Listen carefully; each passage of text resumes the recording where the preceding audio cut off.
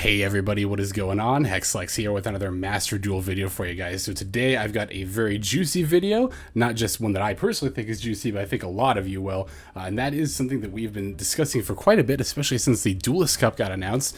And that is this right here, the upcoming Forbidden and Limited List update. We have finally received word as of last night on the overnight, at least for our time. At least my time here in the US. Anyway, long story short, we have the Forbidden Limited List. It will go into effect next week on August 31st. So starting with the new season, we will have that list be live.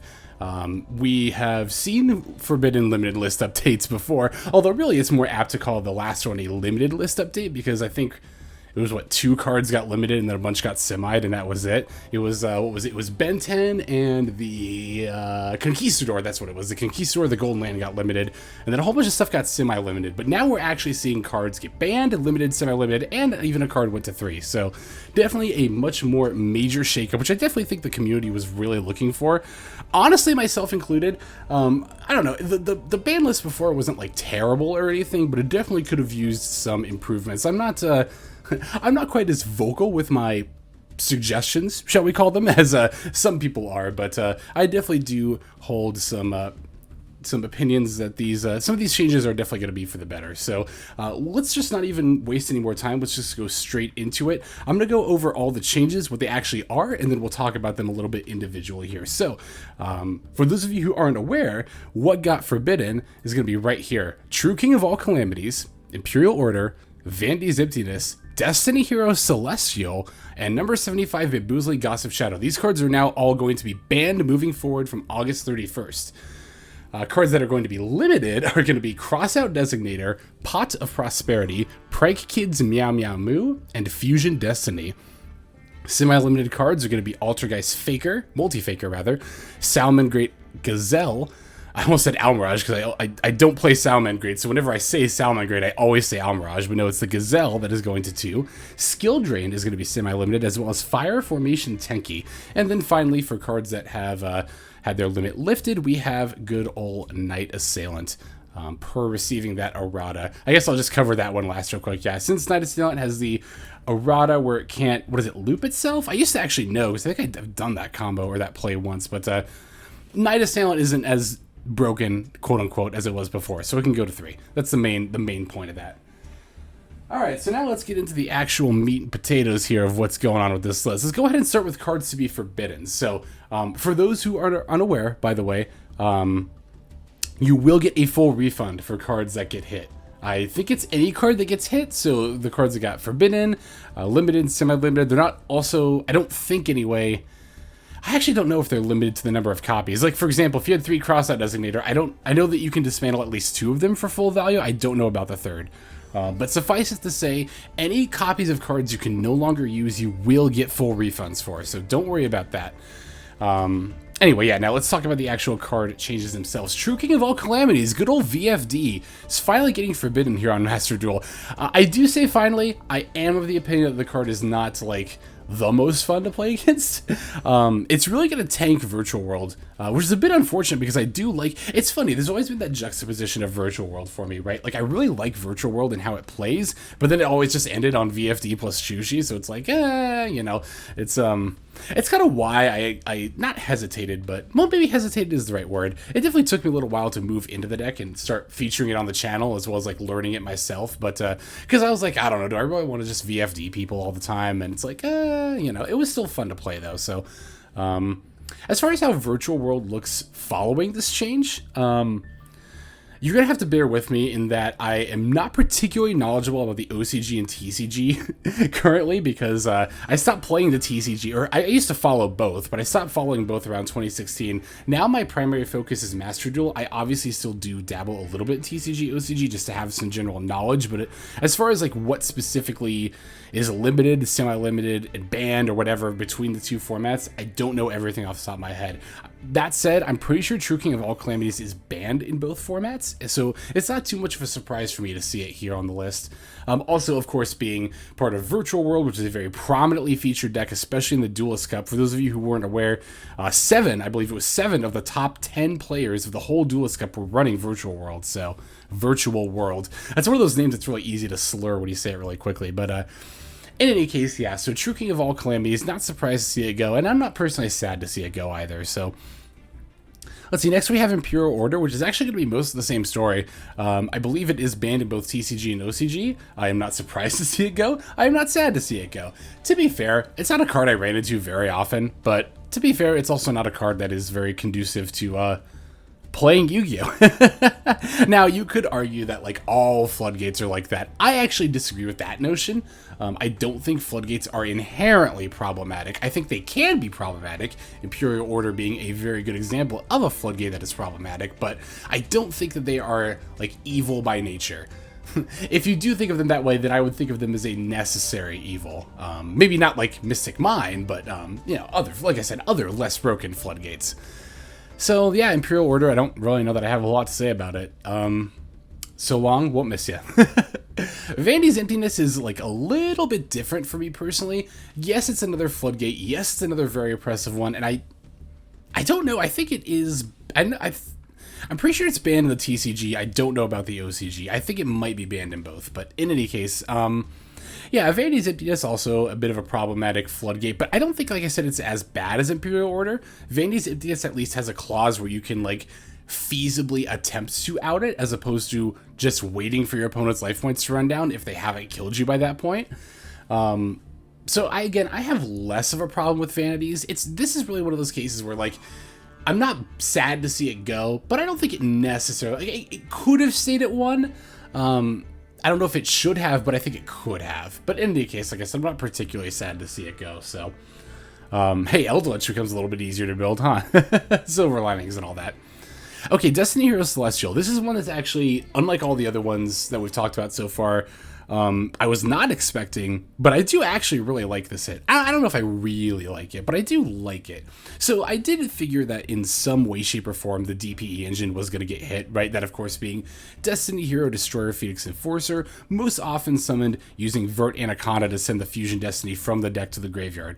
I guess let's talk about both hits to the DPE engine as long as we're talking about one, right? Not only did Destiny Hero Celestial get banned, but Fusion Destiny got limited, right? So the Fusion Destiny being limited is actually something that I was anticipating because, again, I think that's been the case of...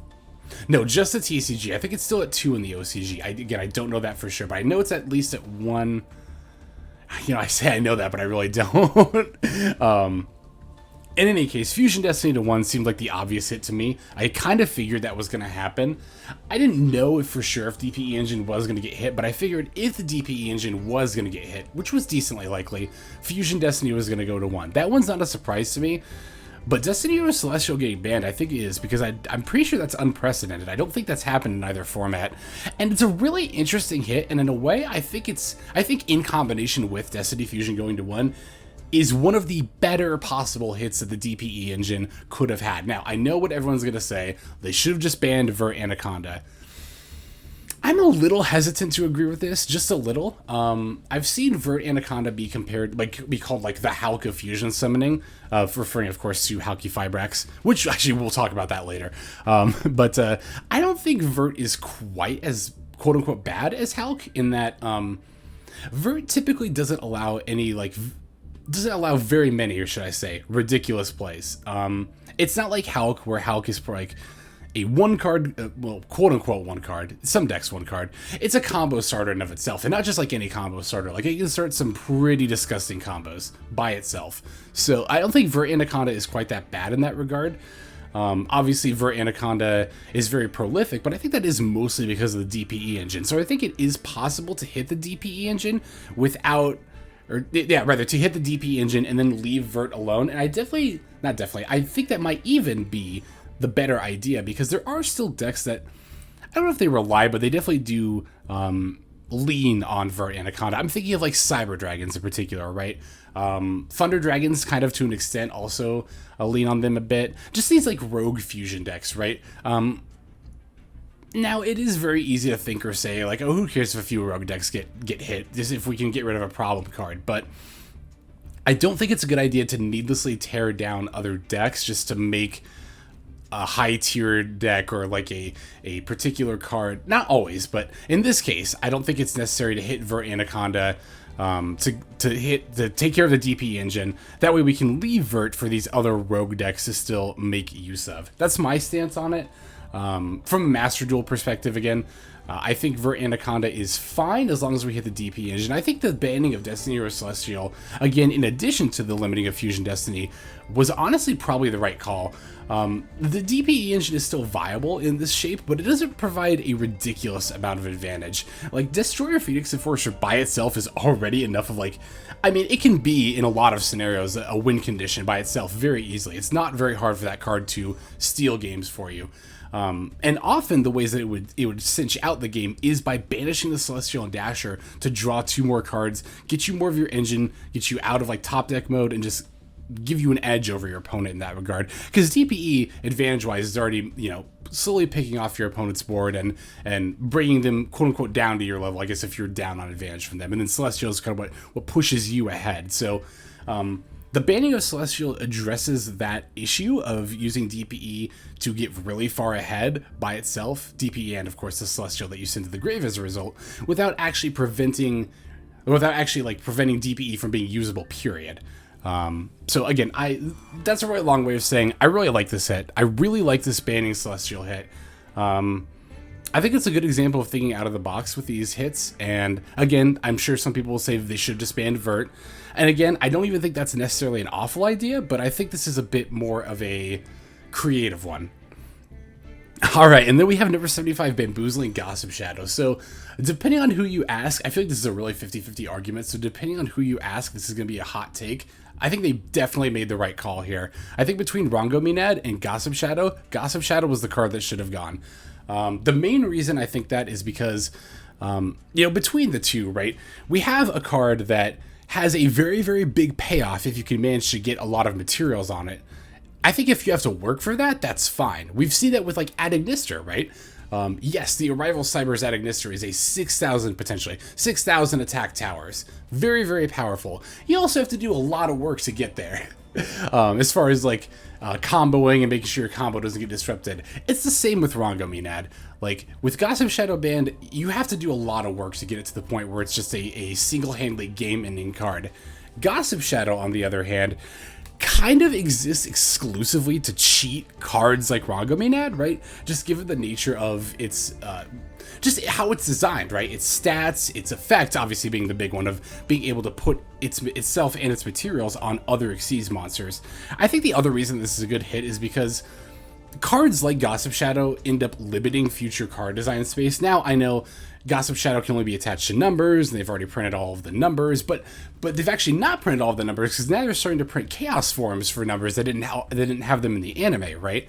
So new numbers cards are still coming out, and with Gossip Shadow existing to potentially attach 3 materials to any of them, it does inherently limit card design space for future numbers cards. So I think for those reasons, number 75, Bamboozling Gossip Shadow, was definitely the right hit here.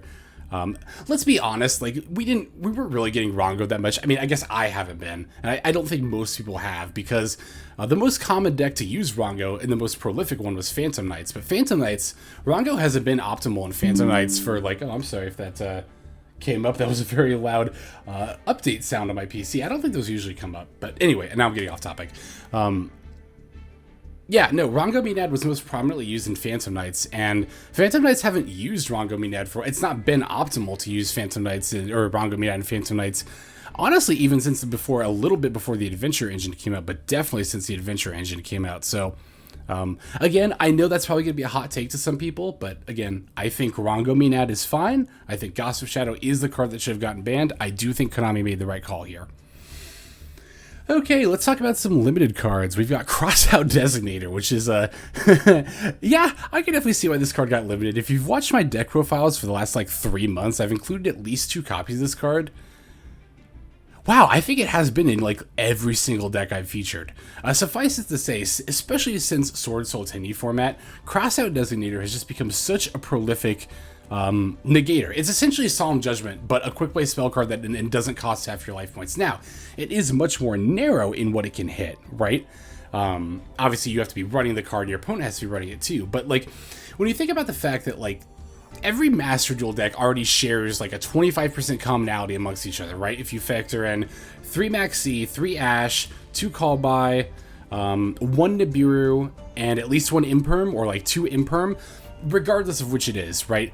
Every Master Duel deck, pretty much every Master Duel deck, 90% of them share at least 10 cards in common. So you're gonna, and then of course, since they're all playing crossouts, you can cross out. Well, you could before, not anymore, but before you could even cross out crossouts as well. So it's like, it was never like not worth it to play this card, because in terms of staples, the format had become so homogenized that we were all, again, just basically running half of the same deck. So definitely good call to limit the crossout designator. I think, even again, as someone who very frequently, almost always, I think literally always, used 2 or 3 for the last few months, I'm not sad to see this card go to 1.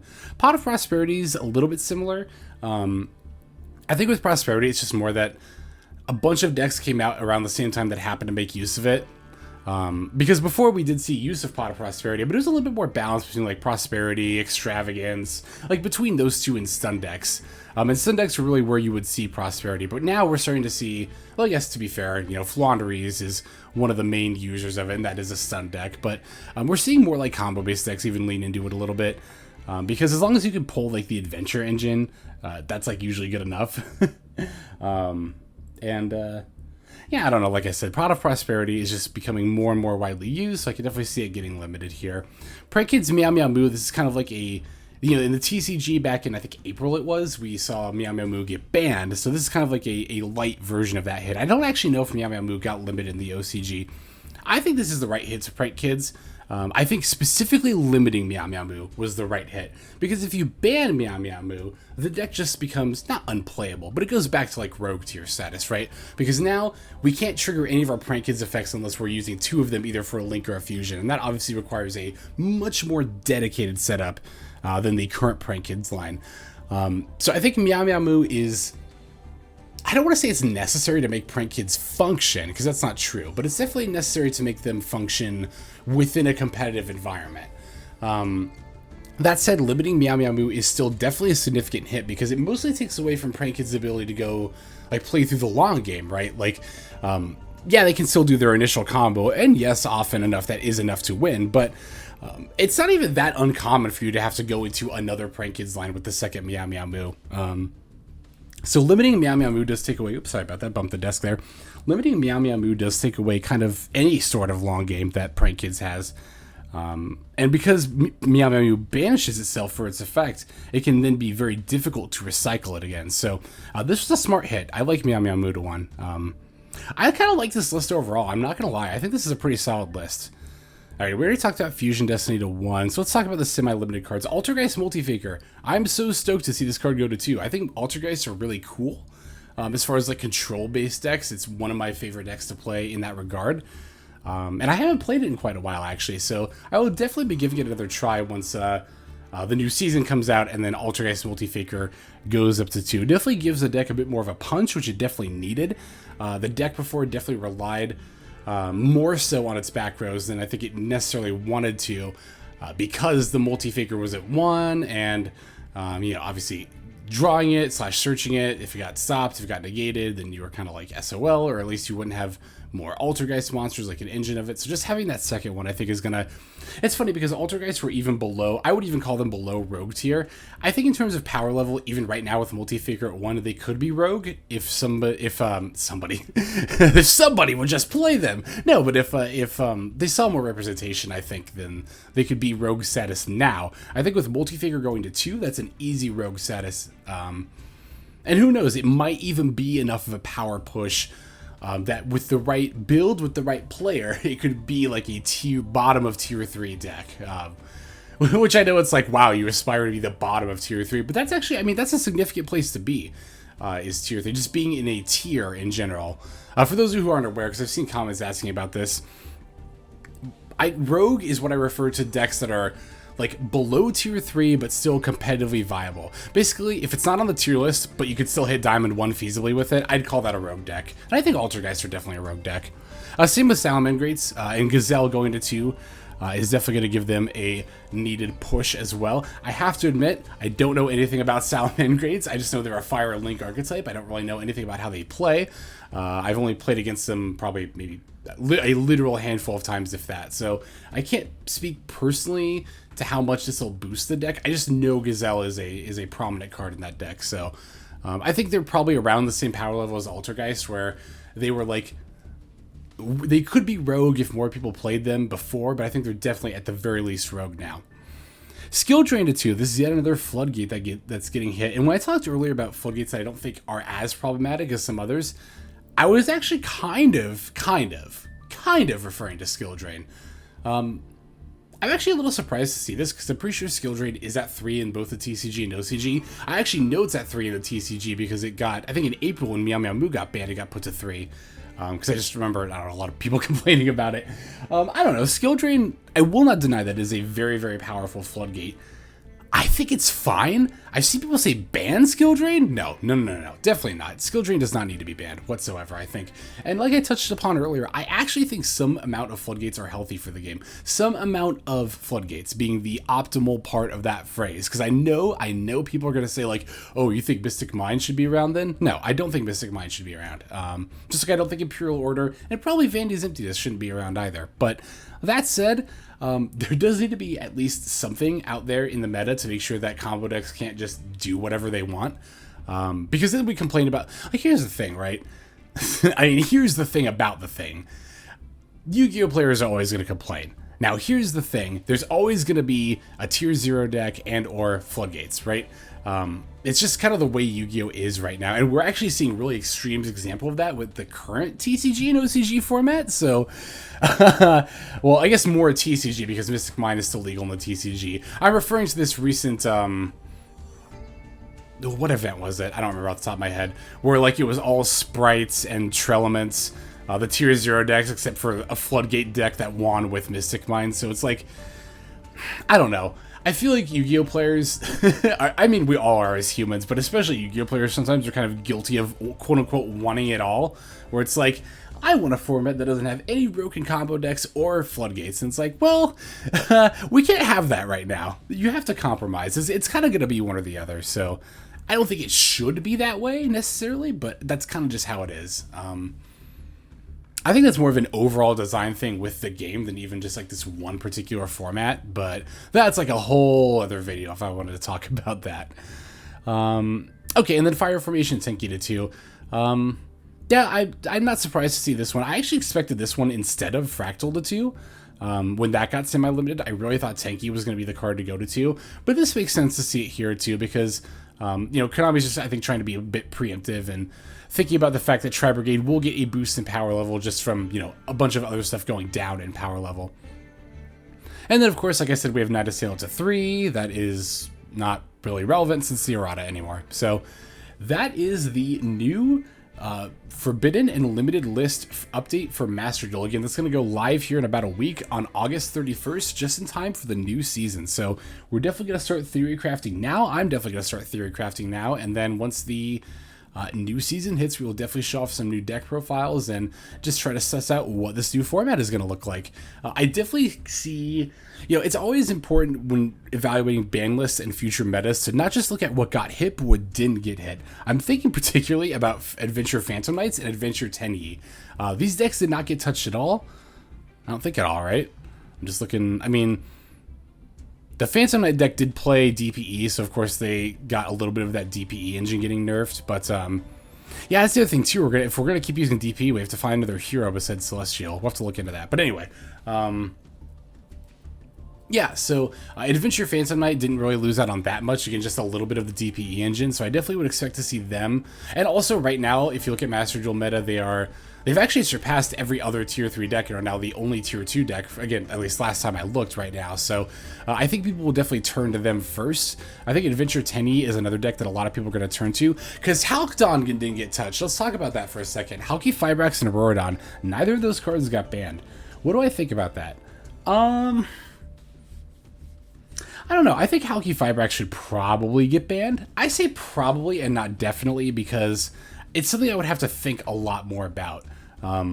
Namely, what it would mean for all the decks that do rely on Hulk. I was going to say lean, but it's just straight up rely on Hulk.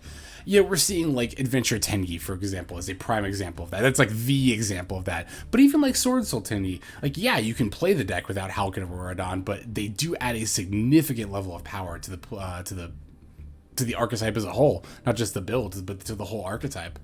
And then, of course, there's like Adventure Pile decks, like just 40 card good decks. I don't know. It's funny because like the decks that I think Hulk supports are not ones that people would be particularly sad about seeing go. I mean, I would be sad about Adventure Tendy because I just think that deck's really fun. But do I think Halki Fibrax is inherently a problematic card? I honestly do.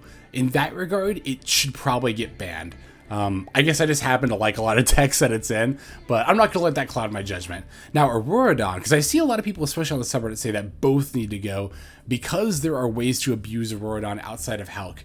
Yes, this is true, but however, they are a little bit more difficult. You do have to use pretty much Galaxy Tomahawk, which isn't that difficult, but 2 level 7s is still more work than 2 monsters, one of which is a tuner, right? So, I definitely see the point, though, about Auroradon still being problematic even without Halki Fibrax. Here's what I would do. Here's what I would suggest, right?